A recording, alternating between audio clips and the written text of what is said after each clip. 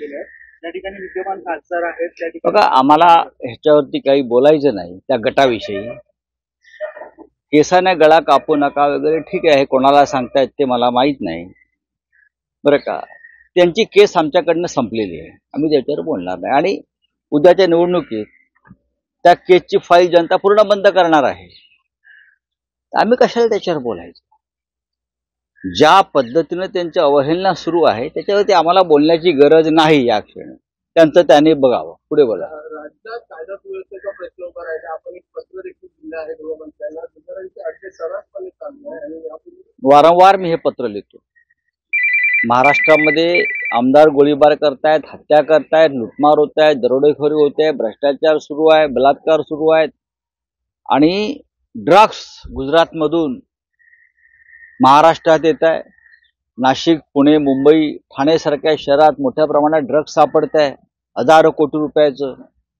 सरकार काय करताय, गृहमंत्री काय करताय? आणि आता जी नवीन माहिती आली आहे की अंमली पदार्थाच्या आहारी इकडली तरुण पिढी जाते, त्याचबरोबर ऑनलाईन जुगार, ऑनलाईन लॉटरी आणि त्याचा मोठा फटका तरुण वर्गाला बसलेला आहे, कुटुंबांना बसलेला आहे. जसं लेडीज बार आर पाटलांनी बंद केले कारण कुटुंब उद्ध्वस्त होत आहेत, त्याच पद्धतीने ऑनलाईन जुगारानं तरुण वर्ग उद्ध्वस्त होतोय. सरकारला त्याचं काय पडलेलं नाहीये, कारण ऑनलाईन जुगारवाल्यांकडून सरकारला मोठा हप्ता महिन्याला मिळतोय. आणि जर देवेंद्र फडणवीस म्हणतील गृहमंत्री की आम्ही काही बोलतो, मी त्यांना पुरावे देईन. आघाडीच्या बैठकीनंतर ज्यावेळी प्रकाश आंबेडकर म्हणजे त्यावेळी त्यांनी स्वतः सांगितलं, त्यांनी सकारात्मक चर्चा होती का तेव्हा त्यांच्या उत्तराचं होतं माझ्या चेहऱ्याकडे म्हणून काय वाटतं. त्यानंतर लगेच त्यांच्या पक्षाकडे ठीक आहे, बोलू त्यांना, बोलू द्या. ठीक आहे, मनासारखं म्हणजे असं आहे की आघाड्यांमध्ये सगळ्यांच्याच मनाप्रमाणे होत नाही. आम्ही जेव्हा शिवसेना भारतीय जनता पक्षाबरोबर युतीत होतो तेव्हाही आमच्या मनाप्रमाणे होत नाही. आता आम्ही महाविकास आघाडीत आहोत. प्रत्येकाला आघाडीमध्ये आघाडी धर्म टिकवण्यासाठी आपल्याच मनाप्रमाणे होईल हा हट्ट सोडला पाहिजे. मग तो काँग्रेसने सोडलेला आहे, राष्ट्रवादी काँग्रेसनं सोडलेला आहे आणि शिवसेनेनंही सोडलाय. शिवसेनेनं अनेक आपल्या महत्वाच्या जागा आघाडीत सोडलेल्या आहेत किंवा सोडते आहे, कारण महाराष्ट्रामध्ये आम्हाला एक वेगळं चित्र निर्माण करायचं आहे. प्रकाश आंबेडकर साहेबांबरोबर आमची चर्चा अत्यंत उत्तम झाली. आता काही जागांच्या संदर्भात पुढे चर्चा होईल. त्याच्यामुळे काहीच घडलं नाही काल हे असं सांगणं हे बरोबर नाही. कोणीही काल वंचितच्या बाबतीमध्ये चर्चा खूप पुढे गेली.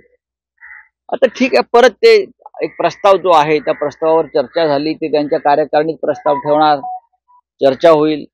कारण ते लोकशाही मानणारा त्यांचा पक्ष असल्यामुळे कार्यकारिणी वगैरे खूप वर्किंग कमिटी त्यांची आहे, अशा अनेक कमिट्या असल्यामुळे त्या कमिटीतून या कमिटीत गेल्यावरती ते आमच्याकडे परत स्वतः चर्चेला बसू आणि आम्ही त्यांचं पूर्ण समाधान करायचं ठरवलेलं आहे.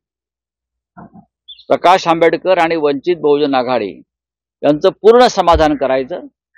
कोणत्याही परिस्थितीमध्ये प्रत्यक्ष किंवा अप्रत्यक्ष प्रकाश आंबेडकर साहेब हे भारतीय जनता पक्षाला मदत होईल अशी भूमिका घेणार नाही.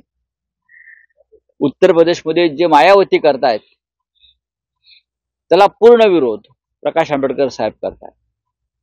त्यांना या देशात हुकुमशाहीला खतपाणी घालणारं मोदींचं राज्य नको आहे. त्यांना संविधानाचं रक्षण करायचं आहे आंबेडकरांना, आणि आम्हालाही तेच करायचं आहे, म्हणून आम्ही एकत्र आहोत. देवेंद्र फडणवीस जी को क्या है वो लेटर में? देखिए, मैंने राज्य के गृहमंत्री को लिखा है, महाराष्ट्र में जिस प्रकार से लॉ एंड ऑर्डर की स्थिति है बहुत गंभीर है. खुलेआम विधायक एक दूसरे के ऊपर गोलीबारी कर रहे हैं, हत्याएं हो रही है.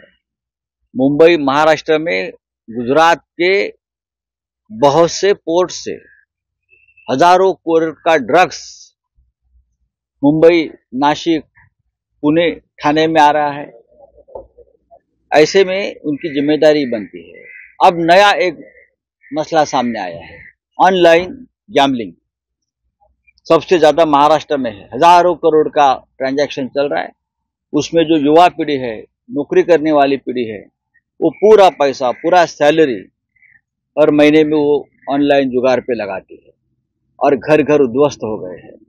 और सरकार उनकी कोई दखल नहीं दे रहा है, क्योंकि सरकार को बहुत बड़ा उससे हफ्ता मिल रहा है, रंगदारी हो रही है। तो मैंने देवेंद्र जी को कहा है, आप राज्य के गृह मंत्री हो, आपको अगर ये युवाओं का ये समस्या है, जो फैमिली की समस्या है उनकी, वो नहीं दिखती, तो क्या गृह मंत्री पद आपके किस काम का है? इतना मैंने कहा है।